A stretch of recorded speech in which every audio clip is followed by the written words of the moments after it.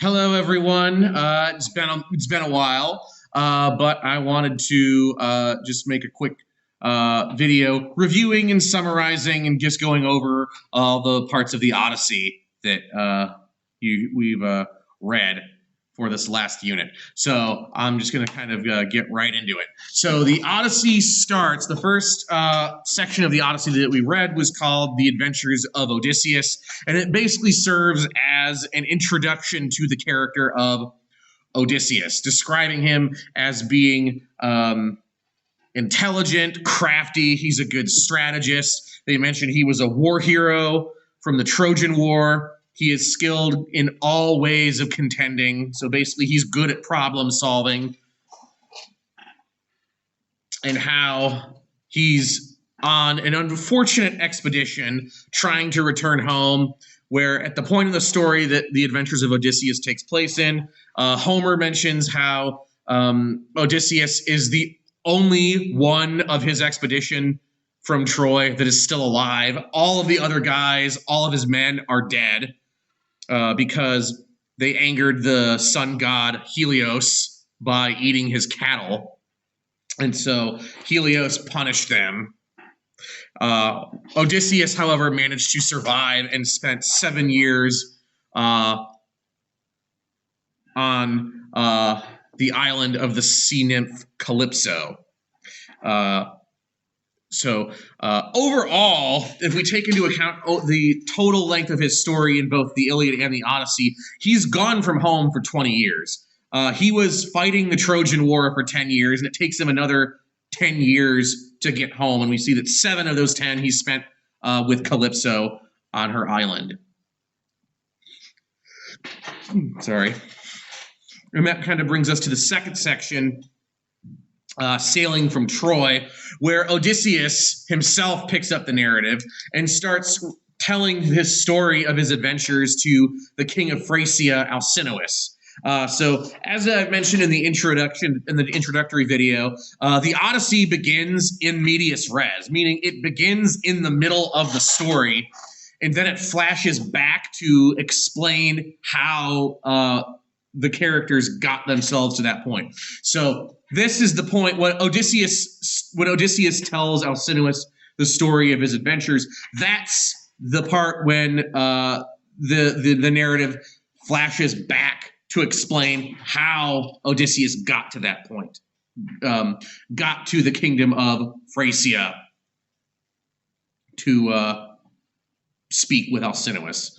So Odysseus begins by recounting how he and his men set forth from Troy after their victory in the Trojan War, due in large part to Odysseus's clever strategy of the Trojan horse and basically tricking the Trojans to let the Greeks into the walls, so that way the Greeks could open the gates and let their allies in. Odysseus describes how they land on an island in the land of the Cicones to raid a village.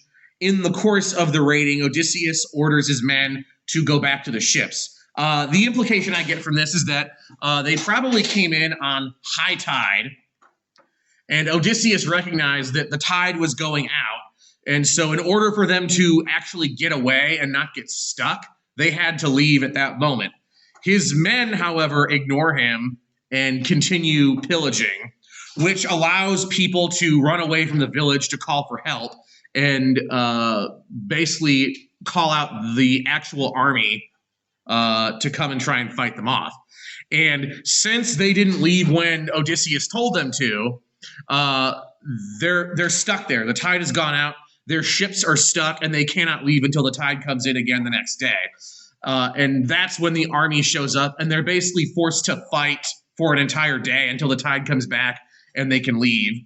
And a number of his men are killed in that battle. Kind of foreshadowing how one of the major problems of this expedition is going to be how Odysseus's men don't listen to him, which causes problems. Then the next section we read was the Lotus Eaters. And in this section, first it begins, Odysseus and his crew are caught in a storm, which forces them to take shelter until the storm passes. After the storm, they begin sailing again towards Ithaca, their home, and are almost there before another storm comes and blows them off course, which forces them to take shelter in the land of the Lotus Eaters to get water. While they're there, Odysseus sends 3 men to scout out and just see what's there.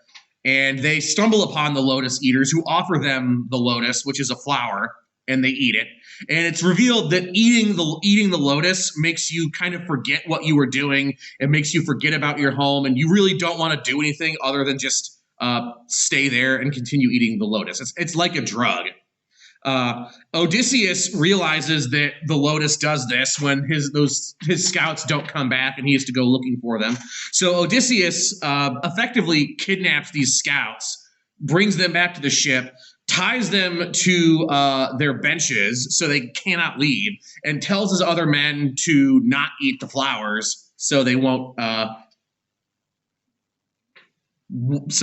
forget what they were doing, and they sail away. Which brings us to the next major section, the Cyclops.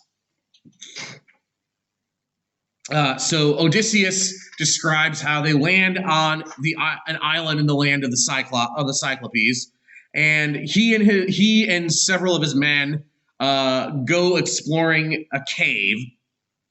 And inside this cave, they see there's lots of livestock, notably sheep and goats. And they also see how there's a lot of food, especially cheese. And his men want to loot everything, take all the cheese, take the food, take the livestock, and just go back to the ships and leave. Odysseus, however, wants to stay in the cave and wait for the Cyclops to come back to see what the Cyclops has to offer them. That turns out to be a mistake. The Cyclops, whose name is Polyphemus, does come back, quickly puts a giant rock in front of the door, which traps Odysseus and his men inside this cave because the rock is so huge. The Cyclops is the only one strong enough to move it. All of his men working together wouldn't be able to move this rock. And the Cyclops sees Odysseus and his men there. And when Odysseus asks the Cyclops, will he show them hospitality in accordance with the tradition of guest rights in ancient Greece, the Cyclops responds by eating 2 of his men and going to sleep. To which Odysseus contemplates killing him in his sleep, but then realizes that he shouldn't, because if he kills the Cyclops while he's sleeping, then they're trapped in the cave. Because, again, they need the Cyclops to move the rock and let them out. So they're in a pretty bad situation. Odysseus basically spends his time plotting. The following morning, the Cyclops eats 2 more men and basically leaves to go about his day, but does put the rock back in place after he walks out. Odysseus has come up with a plan by this point. He and his men they basically fashion a big branch into a spear by sharpening the point and tempering it with fire. And when the Cyclops returns for his dinner, Odysseus offers him some really strong wine that he has with him. And the Cyclops enjoys the wine so much he offers Odysseus a gift, which turns out to be that the Cyclops would promise to eat him last. And Odysseus tells him a fake name. When the Cyclops asks him his name, Odysseus tells him his name is Nobody, and why he does that becomes clearer later on in the story. So Odysseus keeps giving the Cyclops more and more wine, which does get him drunk and causes him to fall asleep.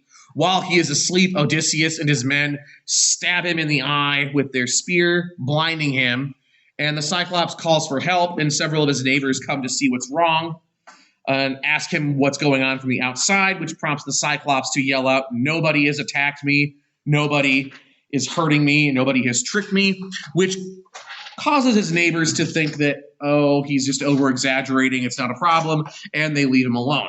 So you see there that the reason Odysseus gave his name as Nobody was to basically trick the Cyclops into sending his neighbors away when he called for help. The Cyclops, being blinded now, he moves the rock out of the way to open the door, but stands in the doorway trying to catch Odysseus and his men should they attempt to run away and scurry out of it. But Odysseus has a plan for that. He and his men hide underneath the Cyclops' sheep, so that way when the sheep go outside to their pasture, Polyphemus, the Cyclops, feeling the tops of the sheep, does not realize that the men are sneaking outside with them. So once outside, Odysseus and his men lead the sheep back to their ship, and they begin sailing away. As they're sailing away, though, Odysseus begins taunting Polyphemus, making fun of him, which makes Polyphemus angry to the point where he throws a giant boulder at them, which misses. But Odysseus keeps taunting him and tells him that his name is Odysseus, that he's the king of Ithaca and he's the son of Laertes. And this prompts Polyphemus to pray to his father, who happens to be the sea god Poseidon, to curse Odysseus and basically force him to wander the seas for years and not let him return home, which is ultimately what winds up happening. Over the course of the Odyssey, it is revealed that Poseidon is angry at Odysseus for blinding his son and therefore is refusing to allow him to return home. After leaving the Cyclops in a couple of sections that we didn't read, the other ships, all but one of the ships in Odysseus's expedition, are destroyed, and a number of his men are killed and eaten by cannibals called the Laestrygonians. And Odysseus also, they spend some time as captives of the sorceress Circe. I believe they're her captives for about a year. They eventually win her over, although initially she turns several of his men into pigs before turning them back to normal when Odysseus befriends her. And Circe tells him that in order to figure out how to get home, he needs to consult the spirit of the prophet Tiresias in the land of the dead. So this brings us to the next section we read, the land of the dead, where Odysseus and his men sail to the land of the dead to consult with Tiresias. They arrive, they make an offering to allow the spirits to enter the mortal world, and they begin looking for Tiresias' spirit. Although they see a couple of other spirits that they were not necessarily expecting. First, Odysseus sees the spirit of one of his former crewmates who died on Circe's island, a man who got drunk and fell off of a ladder and broke his neck, which is how he died, who asks them to go back to the island and give him funeral rites. It's revealed that when he died, Odysseus and his men didn't really do anything about it. They didn't properly mourn him. They just kind of left. And this guy's spirit is basically telling them, you need to go back and give me a proper funeral, so that way the gods are not angry at you for dishonoring the dead. So Odysseus promises to do that. The next person he sees is the spirit of his mother, which he did not expect to see. When Odysseus left for Troy, his mother was still alive. But again, he was at war for 10 years. He's been wandering for several years already. So Odysseus learns that his mother is dead by seeing her spirit in the land of the dead, which hits him really hard. He does weep openly for her. Finally, they find Tiresias. And Tiresias is an interesting figure. Tiresias shows up in a number of other Greek myths, notably the plays of Oedipus Rex and Antigone. And Tiresias in life was a blind prophet who could understand the will of the gods and see the future. Hence, it kind of makes sense why Odysseus is going to consult this guy's spirit. So Tiresias tells Odysseus that Poseidon is angry with him and that he really only has one possible pathway of getting home, which is sailing through a narrow strait guarded by sea monsters, and that he needs to demonstrate control over himself and control over his men in tests he will face along the way to make it home. Notably, Tiresias mentions specifically along the way he will encounter the cattle of the sun god Helios, and that it's very important that they don't do anything to them. Eating them or killing them or harming them will result in their destruction, leaving them alone will result in Odysseus returning home to Ithaca and living a long, happy life over a prosperous kingdom and dying a peaceful death. And Tiresias tells him, Tiresias also foreshadows stuff that happens at the end of the Odyssey, telling Odysseus that when he returns home, there will be rivals to his throne that he will have to defeat, and that at some point he'll need to make an offering to Poseidon to atone for his transgressions against him, and then to get Poseidon on his side again. And that kind of brings us to the next section we read, the Sirens, Scylla, and Charybdis. So Odysseus and his men start sailing back to go home. The first challenge they meet is the island of the Sirens. And in Greek mythology, the Sirens are these bird-like creatures on an island that looks inviting from a distance, and they look attractive from a distance. And they sing a hypnotic song that causes sailors to sail towards their island and shipwreck on the rocks there and basically drown. The Sirens basically lure sailors to their deaths. And Odysseus decides that he is going to listen to the siren song, and in order to protect himself, his men need to tie him to the mast of the ship, so that way he physically will not be able to jump the ship and go to the island even if he wants to. And to protect his men, Odysseus puts beeswax in their ears so they won't be able to hear the siren's song. And the plan works fine, as expected. They make it past the Sirens, and they come to a strait where they have to face the monsters Scylla and Charybdis. So basically what this is, it's a really narrow strait. On one side, you have the sea monster Charybdis. She's a massive sea monster that lives underwater. And basically, Charybdis sucks a lot of water in to create whirlpools and basically suck all these ships and suck things down and destroy ships. On the other side of the strait is the monster Scylla, who lives on top of a really tall cliff.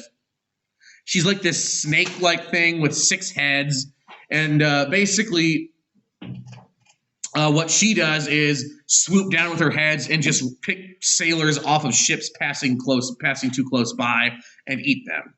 And the strait is so narrow that trying to avoid one of the monsters puts you in range of the other one. So Odysseus decides that they need to sail by Scylla, because with Scylla, they'll only lose 6 men, whereas with Charybdis, they could potentially lose the entire ship. So it's much less risky to go by Scylla.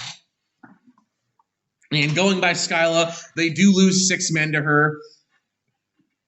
Odysseus mentions how traumatized he was by it, how basically just he turned around and just watched 6 of his men being picked off by this monster, and how as they sailed away, he could hear her eating them and hear their screams as she ate them, which, as he describes, was really upsetting. And you really kind of see that Odysseus truly does care about his men and is sad that so many of them keep dying. And then, after making it through this strait, they arrive on the island of Thrinacia, where they encounter the cattle of the sun god Helios.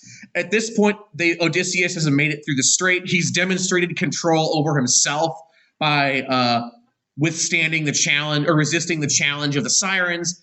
But his men, he fails to demonstrate control over his men, who eat the cattle of Helios, which prompts Helios to destroy their ship, killing everybody except Odysseus, who is saved by the sea nymph Calypso, and he spends 7 years with her on her island. And that brings us up to the point where Odysseus finishes telling his story to Alcinous, the king of Thracia.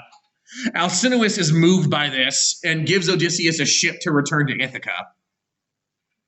When Odysseus returns to Ithaca, he realizes that his home has basically been taken over by a large number of suitors who are trying to convince his wife, Penelope, to marry them by arguing that Odysseus, who has been gone for 20 years at this point, is not coming back. Like, her husband is obviously dead at this point, their argument is. And it kind of makes sense why they would think that. By this point, everybody else who survived the Trojan War has made it home. Penelope keeps managing to delay the suitors and put off having to marry them. But Odysseus comes in and disguises himself as a beggar to gain entry to his house, so he can get a better understanding of the situation and fight them and basically win back his throne and his wife. He reveals himself to his son Telemachus, and they begin working together to get rid of the suitors. Odysseus also reveals himself to two of his servants that he trusts, a cowherd and a swineherd. And it's revealed that Penelope sets up a test to determine who she will marry, which is kind of implied to be a trick.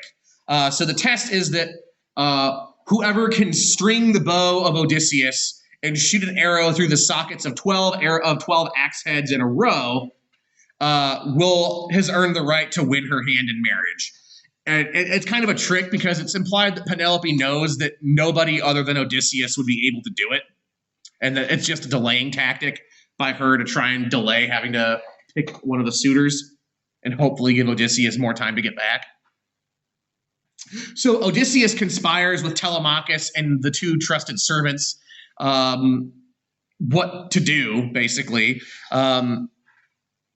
Basically, Odysseus proves he is who he says to them by showing them a scar he got while boar hunting, and basically tells them that he needs their help. He needs them to make sure he gets a hold of his bow, and they also need to lock the doors to the Great Hall to prevent any of the suitors from escaping, and to alert everybody else in his palace to pay no attention to any sounds of battle they may hear coming from the Great Hall. Basically, Odysseus' plan is to get a hold of the bow and kill all of the suitors. So Odysseus does get a hold of the bow, successfully completes the challenge by stringing it easily and shooting an arrow through all 12 axe heads, which is notable because none of the suitors could even string it.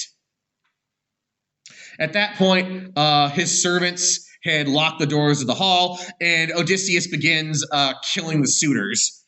First with his arrow, and then Telemachus and his servants join in with swords, and together, along with some help from the goddess of wisdom, Athena, they kill all of the suitors, and then Odysseus basically cleans himself up and goes to reveal himself to Penelope. Penelope is not as thrilled as he had expected to see him. Again, it's been 20 years since she last saw him. She doesn't even recognize him at this point. He looks totally different. And again, she does not recognize him at all. And she kind of implies that, because of the 20 years of having to fend off suitors and imposters, men claiming to be Odysseus so they could try and marry her and take the throne of Ithaca, she's not really that trusting of men who say they're Odysseus. And she tells Odysseus that he can stay in the palace since he won the challenge, but he has to sleep in another room, and that a servant will be moving his bed out for him.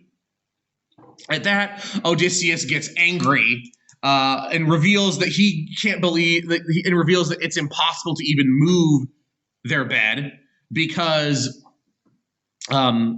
he carved it out of an olive tree. Basically, his palace is built around an olive tree, and their bedroom is built directly around it. And Odysseus built the bedroom himself, scaled back the tree, and carved and built their bed outside of this tree as it's still growing in the ground. So Odysseus is like, there is no way you can move this tree. You can move that bed. The only way to move it is to cut down the tree. And when he talks in such detail about their bed, Penelope realizes that it's the real Odysseus because, as she says, no other man has seen their bed. And it's kind of implied that that's been her test to weed out the fake Odysseus's in the past. Since nobody other than the real Odysseus would know that their bed is carved into an olive tree. And so basically, when Penelope mentions that a servant will be moving their bed out, if they don't react oddly to that, she knows it's not the real Odysseus, because the real Odysseus would know that you can't move that bed. And Penelope also highlights how Odysseus should not blame her for mistrusting him, because in her desire to remain faithful to him while he was away, she had to be mistrusting of men saying they were Odysseus. But she, after accepting that it was the real Odysseus, she is overjoyed to have him back. He is overjoyed to be back, and they all live happily ever after. And that's basically the Odyssey, a short, condensed version or summary of the Odyssey. It's an interesting story. I mean, again, it is the original quest narrative. It set the stage for all quest narratives that came after it. And there's a reason why it's lasted for 3,000 years. It's a pretty interesting story. So anyway, you have this summary to kind of review with. I'm also posting a link to a Kahoot that I used in my in-person classes that you can also use to review for your test, which is going to open on Tuesday of next week. So if you have any questions, let me know as soon as possible. We are almost to the end of the year. We're really getting close. So also running out of time for you to turn in missing or late work if you have that to turn in. With that, have a good weekend, have a good Memorial Day, and let's have a good last week.